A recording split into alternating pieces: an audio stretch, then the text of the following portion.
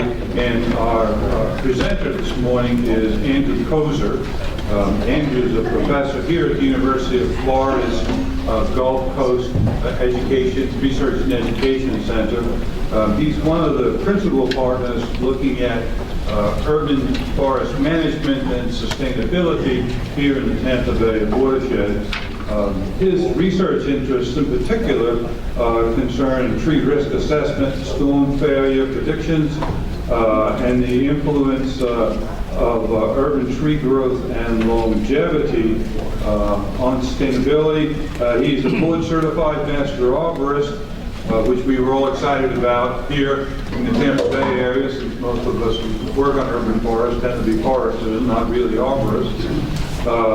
An interesting fellow who chose to come to Florida, and he's a prolific researcher and writer, an excellent speaker.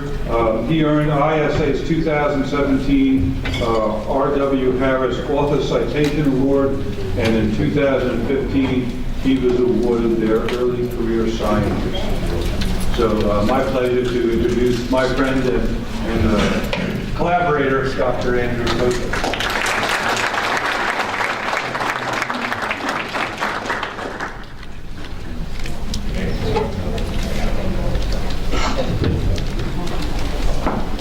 Thank you all for coming. This is kind of my home right here. This is my center. I wanted to have people over here just because it's a great facility and I believe that.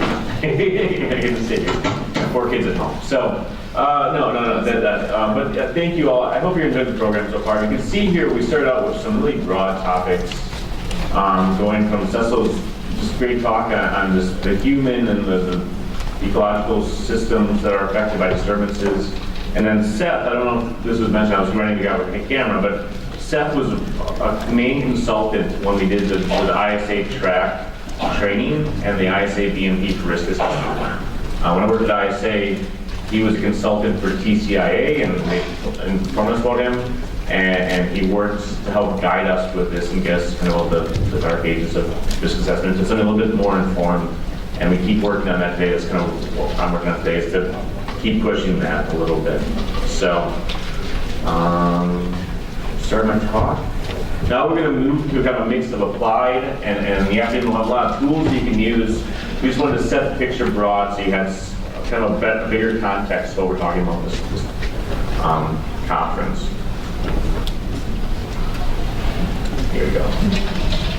So I'll start with this picture. This is the angel oak in South Carolina, a tree that's lasted, decades, centuries in some of the most extreme environments in our country. It's something that we could fear things like the branches you see here would qualify as overextended branches in many of the risk matrices that we use and risk assessment methods we use. But you can see here it's part of this tree's ecology and its strategy for surviving in wind environments. We're going to talk about levels of risk assessment today. Since this is an urban forestry conference, we're going to focus on the first one, which is the limited visual or the walk-by or drive-by risk assessment. We do have some standards. Seth talked about some standards. In other industry standards, we do have a risk assessment standard in tree care.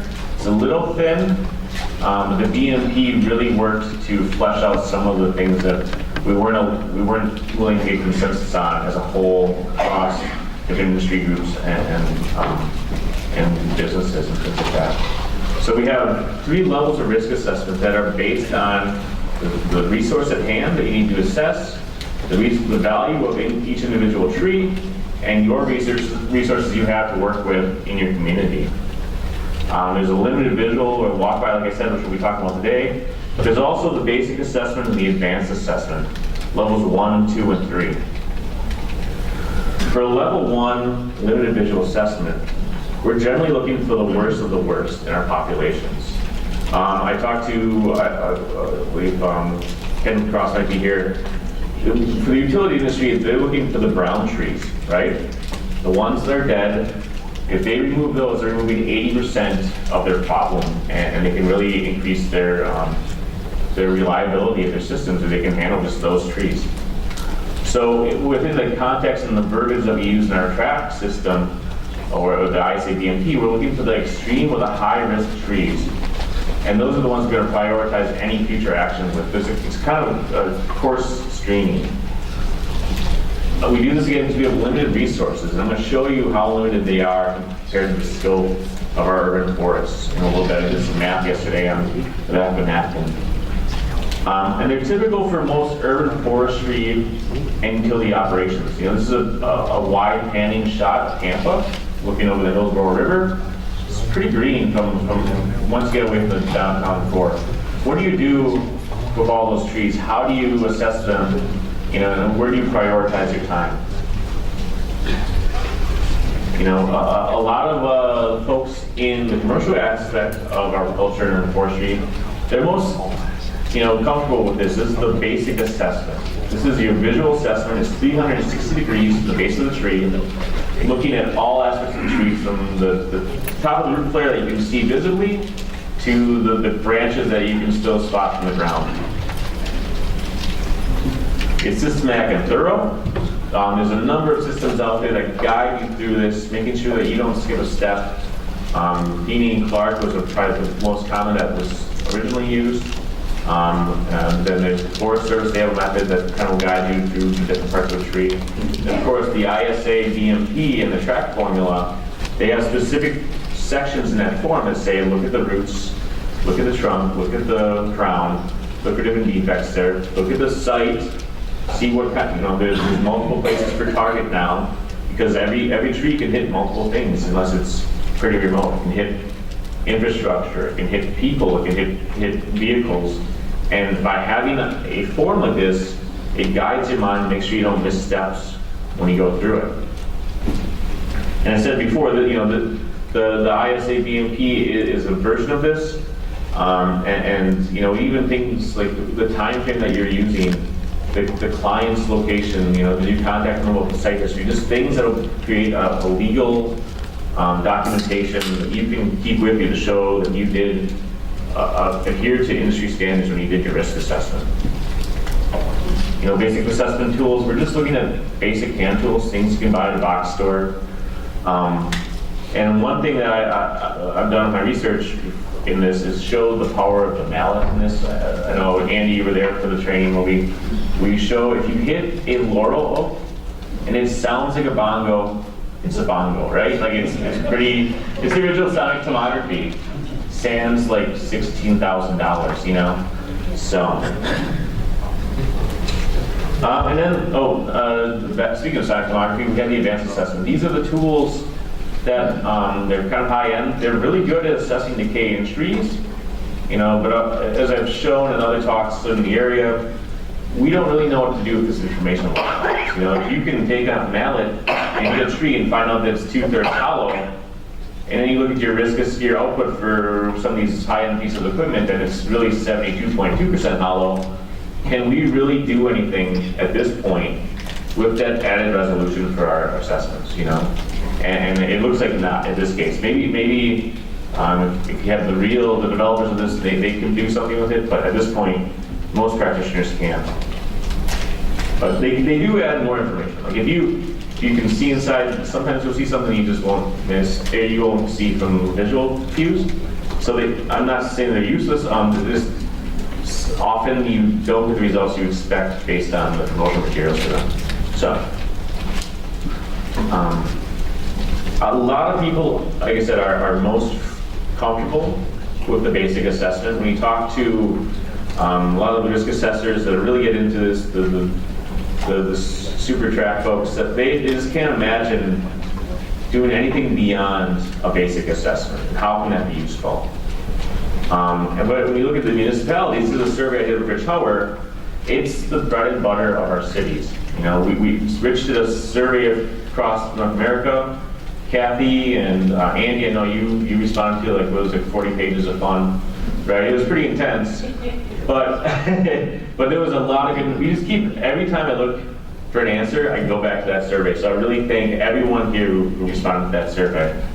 But of the 666 folks that responded to this, we found that a little less than half, 44%, actually do annual risk assessment of some sort in their communities. And we modeled this with logistic regression, and we found that, not surprisingly, a key factor in this is, and as Cecil mentioned this before, is if you had a bad experience, that triggers management. And so cities with a past legal claim against them for property damage or injury or death, they were twice as likely to have this in place than other cities. So, and of these cities that do regular management, about 86% said they inspected their public trees. And of the folks that actually inspected trees, about 80% only did like a drive-by or a visual, or at least they admitted to a drive-by or visual assessment. So they're not out there walking or down the street doing full 360s. They're like the city of Minneapolis is at Rich, where they put a lazy boy in the back of the truck and just drive down the road and look at the trees. So maybe not. That might be a Midwestern thing. So. And why is this so important? Why can we get away with looking at a tree from one side? There's a whole mess of information that you can miss if you're just looking at one side. And as Seth mentioned last, it comes to costs and benefits. If you have to spend more than the risk is worth to assess it, then there's an imbalance in the system. Well, in that, again, when I was looking for some information on how to assess how many trees people have in their cities, I went right back to Rich's survey. And he found that, on average, cities had about 55,000 trees that they were managing as street trees across all size classes. So when you average the small towns and the New Yorks of the world, on average they have 55%. That doesn't tell you a whole lot, but what he did was a really cool factor is he found out that when he went per capita and made models based on that data, most cities have about half a tree per person. So 0.55 street trees per capita. So using Tampa as an example, if Tampa wanted to assess every single street tree that they had, and I don't think we have this in the iTree data, but so I use this as a workaround, just looking at public trees, the population of Tampa is currently a little shy of 400,000, 377,000. You multiply it by that 0.55 factor that Rich had, and you're looking at about 207,000 street trees to assess.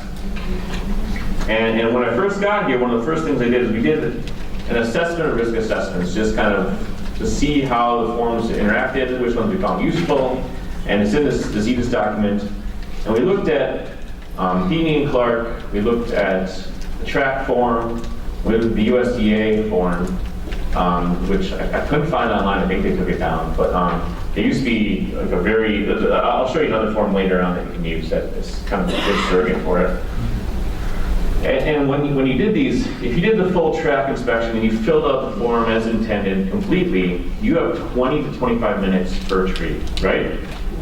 And if you use the USDA form and you give the same attention visually, the form's really quick. But if you give it the same attention that you did with the track walk around, you're looking at 10 minutes to assess trees. So again, we had 207,000 trees in Tampa, 20 minutes to 10 minutes. And these are a cost to assess that resource using a basic assessment.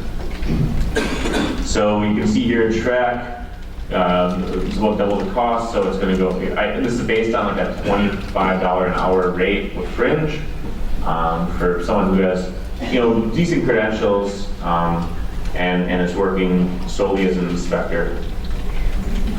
Well, to do that, it would take about $800,000 to just for one inspection for the Forest Service. And if you want to do basic assessment of track, you're looking at $1.6 million to assess the trees and give them that thorough assessment that people, a lot of the consultants are crying for, The problem is, even if you have one person working on this as their sole job, you have a 33.25 year cycle. What's your time frame for risk assessment? What are you guys using? 1 year, 3 years, 5 years? Who's using 5 years? Anyone? 5, yeah. 3? 1? I think 1's a good one. We're actually going to do a study of this where we show We have people risk assess multiple trees, and we change the time frame, because I wonder where everything breaks down. I think I can visualize a tree a year out and see what's going to happen, but I'm not a psychic. 5 years seems like it's pushing it, and I want to see if the variability in ratings differs over time like that. So we looked at this. We looked at this as a study, and a lot of you participated in this. A lot of you have seen this, so I'm not going to go too much into detail. But just a take-home point from this is we did a walkthrough in Tampa up in kind of off Nebraska, I think, where we had folks risk assess the same 5 trees. And we had maybe 80 people that day, and then eventually we did the study with all the proper paperwork, so we actually published it in Milwaukee. And we had them risk assess the same trees using limited visual, a basic assessment with the walk around, the basic assessment with the hammer to see if it was bongo, and then we did a little tutorial with resistograph and with sonic tomography, and we showed them in a super secret packet. They could open it up as they got to the first 3 ratings. They could open up the 4th, look at the resistograph output, we interpreted it as a group, and then we had the sonic tomography out and interpreted that output as a group. And the one thing we found, what I was really interested in is to see when we added information, when did the ratings plateau? When did it stop helping us for risk assessments? And the one take-home point that I'm going to show today was that there was a difference with the limited visuals, right? So I show medians and means here because mean separation is easy, but medians are more legit for the data type, which is categorical or ordinal. But if you look at the mean separations, if you have the same letter, it's statistically the same, right? So the basic assessment, the mallet, and the drill, you had about the same ratings. The original sonic tomography, the mallet was about the same as the tomograph. The only one where you had ratings differ completely from the rest of the limited visuals, and they tended to be a little bit lower because you get less information. You see a tree, it looks kind of bad. You go around the other side of the picture and you're like, whoa, so it can elevate your risk a little bit more. But the interesting thing is when we looked at our rankings, and the basic assessments were the most consistent. They were we were happiest with those basic assessments, out of all this data. When you looked at the ranking for the limited visuals and for the basic, and we only had 5 trees here, but we had 70 arborists ranking them. The rankings were the same. So when you look at it from one side or you look at it from the other side, when you're looking at a population and making comparisons, you get the same order, and generally speaking. And again, that's just 5 trees and many arborists. This played out in a different scenario in some work that Brian Kane and David Bloniars and Dennis Ryan did in 2005. So in this scenario, now they have a handful of arborists looking at many trees. And what they wanted to do is they wanted to do limited visual assessments of the population of trees, and then send the same arborists back to those trees. I think there was some way to kind of distance themselves mentally from their earlier assessments to look at those trees and see if the ratings were the same when they went all the way around the trees. And the interesting thing with this was when you got to the worst of the worst, they were hitting, we had a 12-point system here. They looked at groupings from the top, 10 to 12, with the higher the rating being the more severely effective the tree is. And they found that they had 90% duplication in their lists with the higher levels. And as they went to the lower ratings, then things got messier. But when you're looking for just the worst of the worst for a limited assessment, one side is about as good as you need. There's some caveats to this. The big one was this was most effective in an urban setting or a residential setting where you had separation between the trees. If you're looking at a really kind of wooded area or some things that like hedgerows or things like that where everything's really dense, then it's hard to process all that and things hide each other and there's more intermingling. So it gets messier as you get to those kind of scenarios. So, streamlining risk assessment. When I took the track class with Norm here in actually plans to be at the He mentioned that, yeah, the form takes 25 minutes to do if you do a completion, but you can just do it really quickly just if you focus on the matrices. I'm going to show you that. You know, I can show you how quick this can be with an example case study. But after that, I'm going to show you something I think could be even quicker and lets you still assess every tree in your property by focusing on the categories that are most easily quantified and most meaningful, I think, given our current knowledge. So here's a tree. This is from a study we did on, we just did random pictures of, many of you probably saw these too. Thank you again for that study. But what we did is we had these random scenarios. I'm just grabbing this one as an example. This is the target again is a car in this example, over a tree with a cracked decay on it, the bark's peeling off. It's a laurel, oak. And you can see here there's no sidewalk, so the real thing that we're concerned about are cars or the structures nearby. We're just going to focus on cars in this scenario. Because as a municipality, you know, that's a major target that you're thinking about because you have traffic down your roads. And if we're looking at the matrices, we have multiple steps to get to our risk assessment.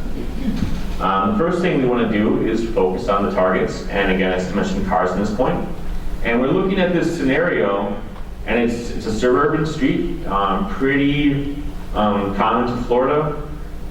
It's not a rural country road. If you look at the definitions in the track manual and the BMP, you'll see that this has a frequent occupancy, and occupancy is the first step before you get to the likelihood of impact.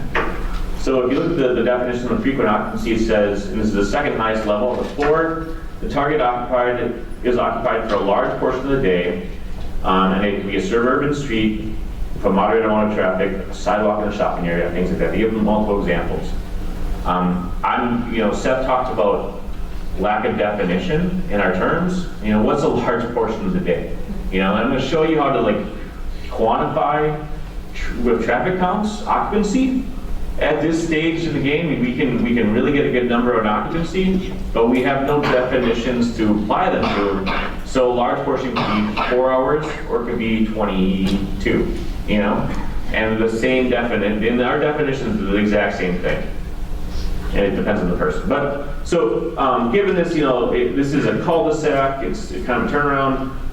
I could stick to where I am with the second highest level for frequent occupancy, or I could drop it down. And given the fact that we're only looking at the cars, so it has to flop one of the two ways, and then it's a cul-de-sac, I'm going to drop it down to low likelihood of impact.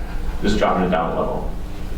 So I'm considering production factors, and one of them is that it's not in the middle of a boulevard and could hit cars either way it's going. So we're low. Then we look at the defects, and these come straight from the track manual. When you're looking at cracks, they talk about shear plane, which is, you know, the central part of the stem, the tension and compression side where they meet. You can have that with decay, or you can have a horizontal crack, and I've seen those are the scariest. So I have what I would say a crack with decay. It can be listed as probable or imminent for likelihood of failure. Well, in my mind, horizontal cracks, those are the imminent ones, so I usually just drop down the probable, and that's what I'm going to do for this scenario. I mean, I'm not saying I'm right, that's just what I would do. So, you know, you have a probable likelihood of decay, or likelihood of failure, you have a low likelihood of impact, and when those two meet, this is the first part of the process, you get to unlikely for the likelihood of it occurring, a failure occurring, and hitting the target. So when you go drop down to the next level, and you're looking at that unlikely, and you're trying to see, now when we have the consequences of the failure, what happens? Well, you know, if a branch, if the tree falls and the car hits the trunk, or the trunk hits the car, it's going to be pretty severe no matter what. You could have fatality, right? So you could go severe if that's what happens. If just a branch hits, or the tree crashes, and the car crashes in the tree when the tree went in the ground, and there's some reaction time, maybe you just have significant damage to the car. So you're kind of in between two scenarios here. But the thing at this point is, it doesn't matter, right? if you look at the stuff in the red box, the rating's all the same. It doesn't matter what you pick for consequences of failure. And to me, that's kind of a problem, right? Because what's the hardest thing to estimate? We can get occupancy levels of traffic counters. We can get green log weights and things like that from Cheryl Tree. They have a nice chart for that. So you have weights, and we can apply that to consequences. The thing that requires the magic 8-ball, the crystal ball, is likelihood of failure, right? And others have noticed this too. Michael Ellison said, and this is a pretty good paper, I like this one. This is where he introduces QTRA, which David worked on quite a bit, and now he's moved on to valid, and you'll see some of that later. He mentions that when you look at likelihood of failure, accuracy assessing it is highly dependent on the skill and the abilities of the assessor and the experiences of the assessor, and we've seen that over and over again in some of my research. So if we flip the matrices and restructure them, we can put that last. And when you put that last, we can focus on the things we can measure and have a little bit of information. And now this figure here shows, the combinations of likelihood of a target being impacted and the consequences of the failure should that happen. The consequences is still kind of squishy, I think. But then now all you have to do is look at the last column and see how bad does that have to be before you even care. If you're on a street, with a laser pointer, and it's very low occupancy, and it doesn't matter how severe the consequences are, there's no likelihood of failure that's high enough to be any concern, right? When you get to a more really high frequencies, like maybe 275 in Tampa, and you look, now if you have a significant consequence of failure, a really big tree, now if you have probable likelihood of failure, you're getting into the high risk. And the only way you can get to like imminent, to like the extreme risk is if you have the magic trifecta of high, severe, right? So you're just restructuring, and you can really kind of use this to your advantage. So like in our scenario, we started out with low likelihood of impact for that street. We could stop right there because there's no way we can get to high risk at that point. And people can look at it like, oh, that's a lot of onus on likelihood of impact, and that's a good thing. Because if there's no target, there's no risk, right? It's the one category we have, and you have to put faith in this. I'm not going to tell you my story. I was telling Seth and Brian about the tree in my backyard that I used as a personal experiment, and but I don't have the proper human subjects forms to talk about this now. This is my family. But anyways, if you trust that if there's no target, there's no failure, and you really buy into what we're trying to talk about in the BMPs, you can save yourself a lot of work. This is a map I found in Pinellas County where they have all their traffic counts for 2014 for different roads throughout the county. And you can see here, there's one section of road kind of by, Pasadena or Treasure Island or whatever.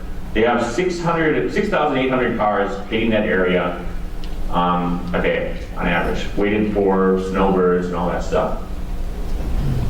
You can factor in how long it takes to, there's different ways to do this, and David has a different way, but the most intuitive for me is how long does it take you to clear the target area, plus how long does it take you to stop if you see a tree in the road, and then if you have you can add a reaction time to it, and you can use that, and there's a nice calculator online based on the British Highway Code that lets you do this really easily, and you can figure out how long each one of those blips will take to clear that tree, or stay away from that tree if it's already down. And when you do that, you can get occupancy. And for that, I calculated this. I took the slides up to me. I'd be running long on time. But for that road right there, they have 6 hours of occupancy a day for those 6,800 trees. It was 30 miles per hour using this calculation. And so now it comes back to what I said before. What are definitions for likelihood of impact? We don't, is 6 hours a large portion of the day? And that's what we need to focus as an industry. But you can do this, and then what you can do is look at your inventory data and an intern with GIS background to be like, okay, well, and you can even do this mentally if you look at the new developments. Everything here is like 100 houses at a time, so if the development's 5 years old and it has a certain level of traffic in it, you can cross out a whole bunch of neighborhoods with that matrices I showed you, and say that it's been risk assessed, because it has, because the consequences and the occupancy of the site will never trigger a severe rating, right? And you can just blanket cut off areas and focus on the areas you need to dwell on. So just flipping this around and looking for think the places where you need to focus on actual looking at the tree. You can save yourself a lot of time. So additional resources. This is a form. I typed in this like limited visual in Google and risk assessment. And this is a form that Dudley and his folks up at Athens developed. Kind of it's a cool form that's based on track, but it's meant for limited visual assessment. So if you're an analog paper and pen person, this will serve you well. All you're looking for is the species, the size, and your recommendations. And that could be to inspect again, to have another level of risk assessment, level 2 or 3, or to do prune or removals. So it's really quick, but it's a good way to move through a population of trees and get something down. Here's the backside. I will put this on our website so you can find these. And then the actual other information, kind of the metadata for the assessment, go on the backside of this. And then their references. They do reference the standards and the BMPs and the track manual for this. Another thing I found, and I'm almost done, is there's an app out there from Texas A&M. And this is a limited visual app. It's for Google and for Apple. And it's essentially the same thing. It's just geo-referencing, putting the species, the size, and then very quick recommendations for follow-up care. It's pretty simple. I think it ties into ArcGIS Online, so if you have an account, you can sync in that regard. And yeah, so you coordinates who did the assessment, because that matters, as managers know. Genus, so they don't even go to the species. It's a fill-in form, you can put the species in if you want. Not all oaks are the same, as we know, right? Part of concern, treatment, you can put it if it's private or public property, if you're working for the government, and then photos. And that's it for me. I'll talk to you later. So, thank you.